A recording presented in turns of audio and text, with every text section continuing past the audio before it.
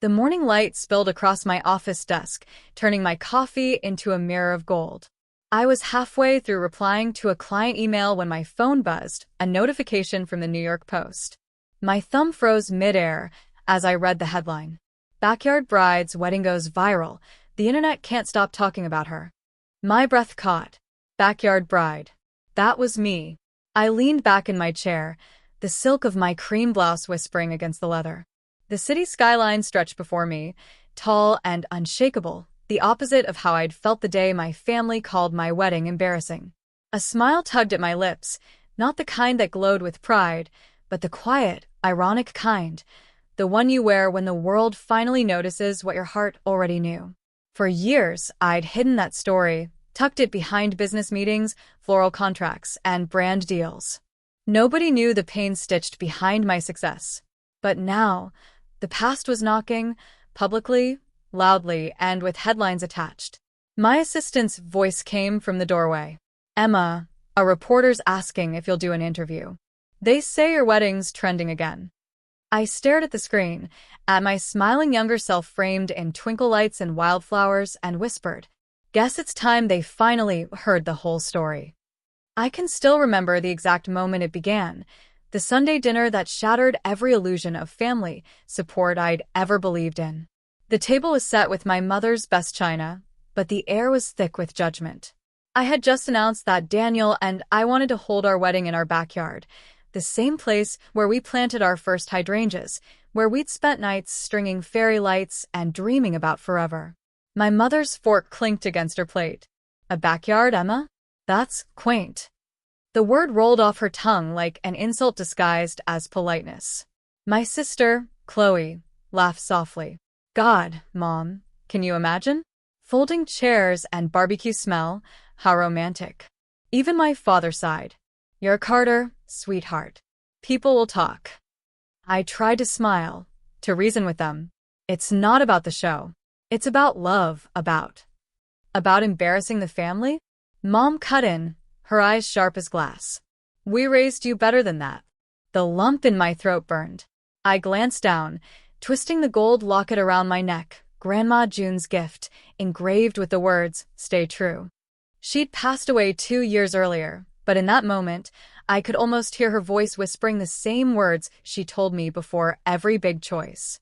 Don't let them talk you out of your truth, Em. I stood up, my hands trembling but steadying with every breath.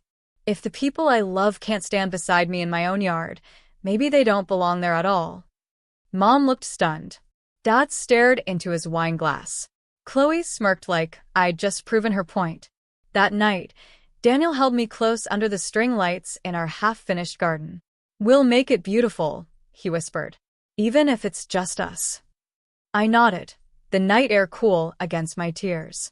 I didn't know it then, but that moment, choosing love over approval, would define everything that came after.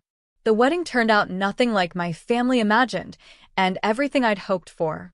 The day the vows were spoken, sunlight filtered through the oak branches in our backyard, catching on the wildflowers I'd arranged myself.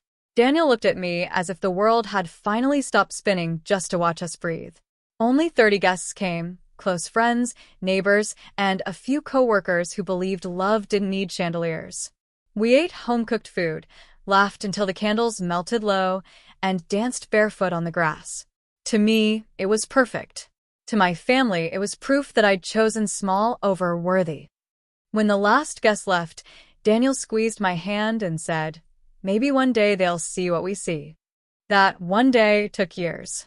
We started our life with little more than faith and a backyard that doubled as our workspace. Daniel worked construction. I started designing floral pieces for small events. My first business cards were printed on recycled paper, my first clients booked through word of mouth. There were nights when I'd fall asleep surrounded by half-finished bouquets, the scent of lavender clinging to my hair. There were also nights when the bills scared me senseless. I'd stare at the ceiling and whisper to Grandma June's locket, was this really the right choice? But every time I doubted myself, something tiny would push me forward, a stranger's compliment, a repeat customer, a bride crying happy tears over her bouquet. One day, a local wedding photographer asked to feature my work on her blog. I said yes, not realizing it would change everything. Within weeks, my inbox flooded with inquiries. Then came a call from Lydia Moore, a seasoned event designer known for turning small moments into magic. "You've got an eye, Emma," she said. "Don't hide it." Under Lydia's mentorship, I learned the business side of beauty, contracts, branding, client psychology. She taught me that authenticity sells better than perfection. Together, we launched a small online workshop called The Honest Wedding, focused on minimalist, heartfelt celebrations. It caught on faster than either of us expected. By the second year, I had clients flying in from other states just to recreate the same backyard charm my family once mocked. I hired a team, opened a studio, and quietly started building a brand that valued simplicity over spectacle. But I never bragged. Every time someone asked about my success, I kept it vague. "Oh, just freelancing a bit." I wasn't ready for the conversation, the one where my family might realize that the wedding they dismissed had become a movement. Still, sometimes at night, I'd scroll through my social media feed, see photos of my work shared under hashtags like #BackyardDreams or #AuthenticLove, and smile to myself. What they once called embarrassing was now a trend. And yet, I never said a word. Not until the day the world found out for me. The first call came from my sister, Chloe. I almost didn't pick up. It had been years. Birthdays missed, holidays ignored, polite silence stretching like an ocean between us. "Emma?" Her voice was cautious, uncertain. "Wow, so, you're everywhere right now." I paused, pen in hand, the contract for a new brand partnership still open on my desk. Everywhere. The video. The backyard wedding. It's on every site. People magazine just posted it. Her tone wavered between disbelief and envy. "They said it started some kind of movement?" I smiled softly. "That's what they're calling it." Within days, the calls multiplied. Old classmates, former coworkers, and finally, my parents. My mother's message was short. "We're coming by. It's time we talked." When their car pulled into my driveway that Sunday afternoon, I felt my pulse steady, not quicken. The same backyard they once called embarrassing had transformed into an elegant sanctuary. White roses climbed along the wooden fence, fairy lights swayed in the breeze, and the small stage where Daniel and I had exchanged vows was now the heart of my brand's video shoots. My mother stepped out first, dressed like she was attending a board meeting, her eyes scanning everything with disbelief. "This is your house?" I nodded. "And my studio. The brand headquarters is inside."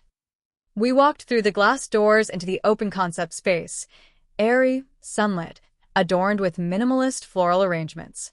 Each photo on the wall captured a moment from the honest wedding, couples holding hands under homemade arches, laughing in the rain, saying vows in backyards that looked a lot like mine once did. My father's voice was low. "You did all this on your own?" "With Daniel," I said, "and a few people who believed in what we were building." They wandered slowly, taking it all in. Chloe trailed behind, running her fingers over a framed article.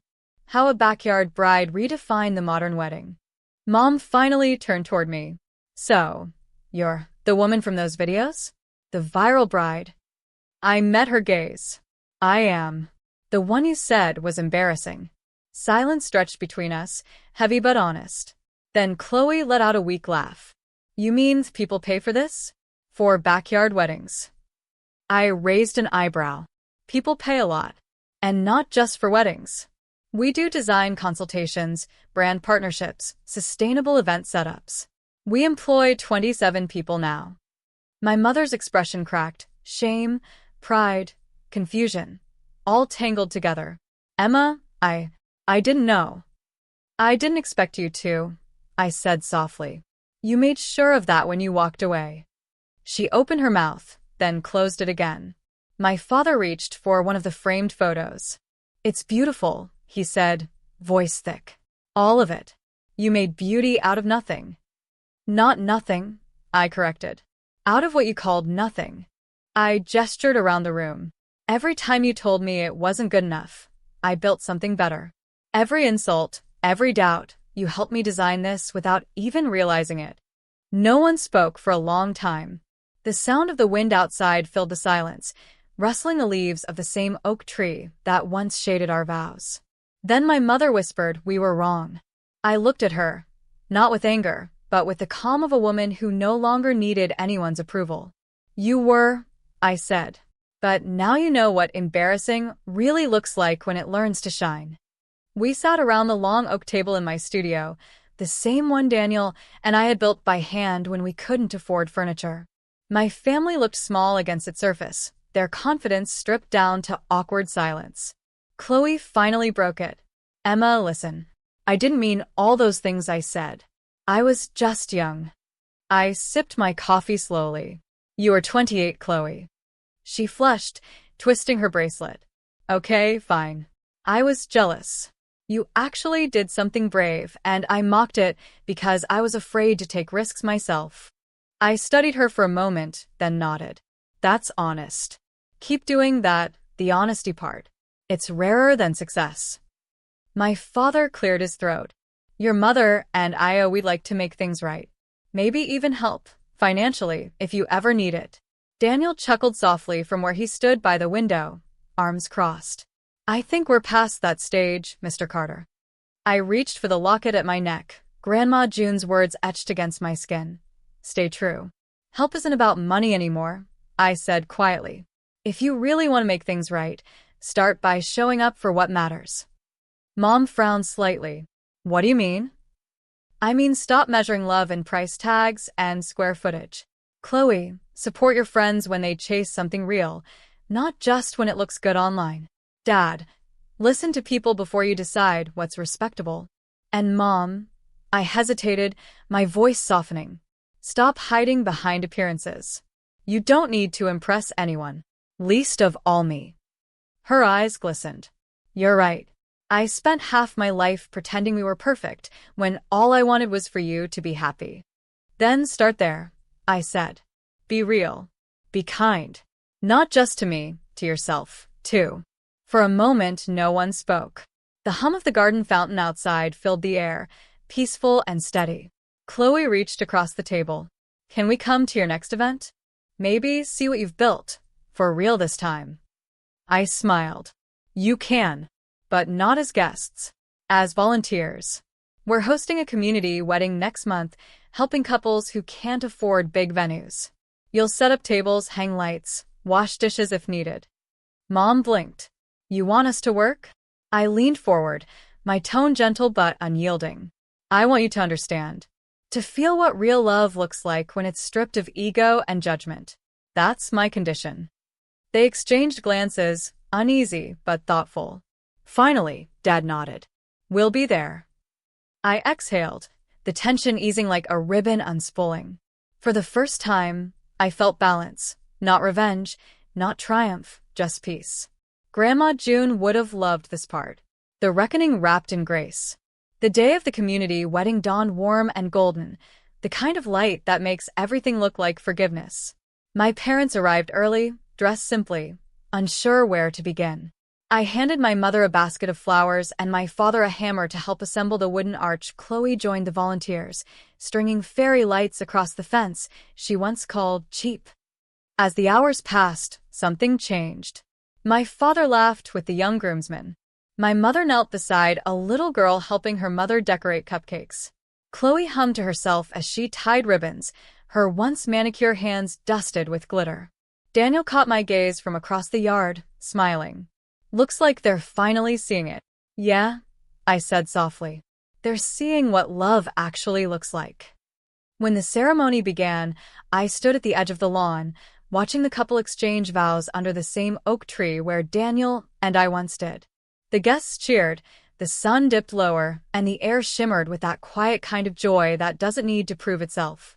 My mother came to stand beside me, her voice trembling. I get it now, Emma. The beauty isn't in the venue. It's in the heart you put into it. I turned to her, smiling. That's what I've been trying to tell you all along. She reached out, brushing a stray petal from my hair. I'm sorry I missed your wedding, but I'm so proud of the woman you became. I touched her hand lightly. You didn't miss it completely, I said.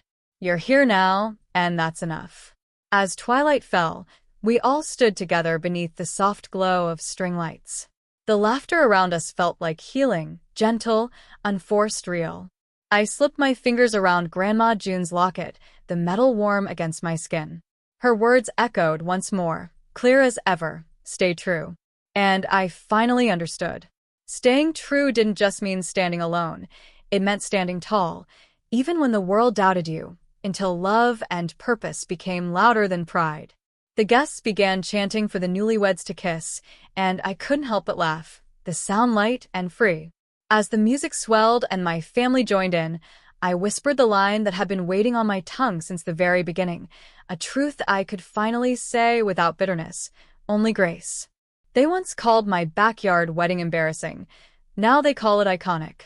Turns out, all I needed was a little love, a backyard, and the courage to bloom.